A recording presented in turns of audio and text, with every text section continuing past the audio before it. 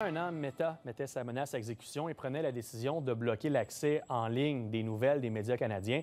C'est une décision du géant numérique en réaction au projet de loi C-18 du gouvernement fédéral qui veut forcer les géants du Web, justement, à payer leur juste part. Un an plus tard, quel est le constat? J'en parle avec Bruno Guglielminetti, animateur du balado d'actualité numérique Mon Carnet. Bonsoir, Bruno. Bonsoir. C'est une décision importante de Meta qui avait forcé plusieurs personnes à revoir leurs habitudes parce qu'une bonne partie des utilisateurs s'informaient en ligne sur les pages comme Facebook ou encore Instagram. Ah oui, quand vous dites une bonne... c'est un grand nombre, on parle de millions de Canadiens qui avaient pris l'habitude d'utiliser leur compte Facebook pour accéder à de l'information, pas nécessairement parce qu'ils la cherchaient, mais parce qu'ils utilisaient Facebook et entre les publications de leurs amis, de leur famille, ils tombaient sur de l'actualité et c'était leur façon de se tenir au courant. Mais là, du jour au lendemain, comme vous le disiez, Meta décide que il n'y a plus d'informations. Il n'y a plus d'informations canadiennes, mais aussi les gens qui habitent au Canada, sur le territoire canadien, n'auront plus accès à l'information mondiale. Il n'y a plus de médias qui sont accessibles à partir du Canada pour les gens qui utilisent Facebook. Alors, la donnée là, a changé complètement. Alors, du jour au lendemain, vous n'avez plus d'informations faites par les médias et là, il faut trouver l'information ailleurs. Et comme ces nouvelles de médias n'étaient plus en ligne, il y a autre chose qui a commencé à apparaître sur les algorithmes, sur les fils d'actualité. Est-ce que ça le fait, ça, que certains utilisateurs, en raison du type de nouvelles qu'on voyait sur les pages, on a perdu confiance envers Meta?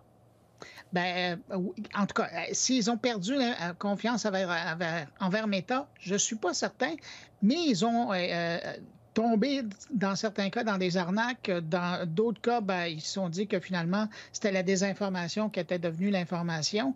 Et c'est ça qui est embêtant. D'autant plus qu'il y a des gens qui ont eu la très mauvaise idée d'utiliser des signatures de médias traditionnels, que ce soit TVA, que ce soit le Journal de Montréal, de se faire passer pour ces médias-là. Et en publiant de l'information, évidemment, qui était fausse, pour attirer les gens vers des sites web qui étaient aussi faux, mais pour tenter de leur vendre des choses. Alors, c'est là qu'il y a toute une autre atmosphère par rapport à l'information, et particulièrement à la désinformation, qui est arrivée avec cette nouvelle réalité qui était maintenant celle des utilisateurs canadiens. Cette décision-là, à qui ça le fait le plus mal? À Meta, aux médias? C'est qui a perdu au change au final avec cette décision-là? C'est pas Meta, hein, parce que Meta, ils ont évidemment vu une baisse d'utilisation un peu, mais là, ça a repris là, de leur plateforme pour s'informer, mais les gens ont trouvé autre chose à faire. De toute façon, ils allaient d'abord là pour prendre des nouvelles de leur famille, de leurs amis. Alors, ils ont continué. Ils ont pris de nouvelles habitudes là-dessus. Du côté des médias, là, ça a frappé fort dès le début. Mais heureusement, quand on regarde un an plus tard, on voit que les médias ont réussi leur pari. Vous savez, puis vous allez vous en souvenir, là, dans les jours qui ont précédé le 1er août et surtout qui ont suivi le 1er août, il y a eu un battage publicitaire partout incitant les auditeurs, les téléspectateurs, les lecteurs à se rabattre sur les applications des infolettes, sur les sites web des médias. Ce pari-là, il a été gagné. Et quand on regarde, la plupart des grands médias ont retrouvé ce contact avec leur auditoire. Les seuls perdants des deux côtés, c'est tout ce qui est médias régional, où là, l'expression, c'est que ça a fait ses efforts parce que il y avait une plus grande utilisation de ces plateformes-là, en tout cas de Facebook et d'Instagram. Et ça, ça a été difficile à rattraper le temps perdu. Mais tout de même, je voudrais qu'il y a peut-être un équilibre. Mais dans tout ça, c'est sûr qu'il y a un groupe qui a perdu et c'est le citoyen canadien.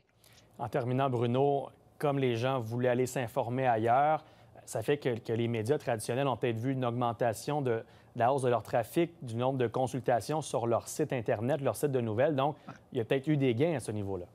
Oui, effectivement. Et on n'a qu'à regarder autant dans l'imprimé que dans les médias écrits que dans les sites web des médias traditionnels électroniques.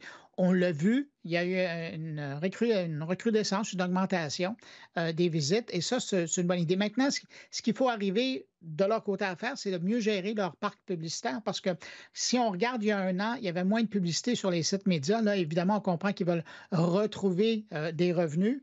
Mais là, il faut arriver à gérer entre l'œuf et la poule. Donc, c'est une décision qui aura forcé plusieurs personnes à s'adapter. Bruno Guglielminetti, je rappelle, vous êtes animateur du balado d'actualité numérique Mon Carnet. Merci beaucoup d'avoir été avec nous ce soir. Merci de l'invitation. Au revoir.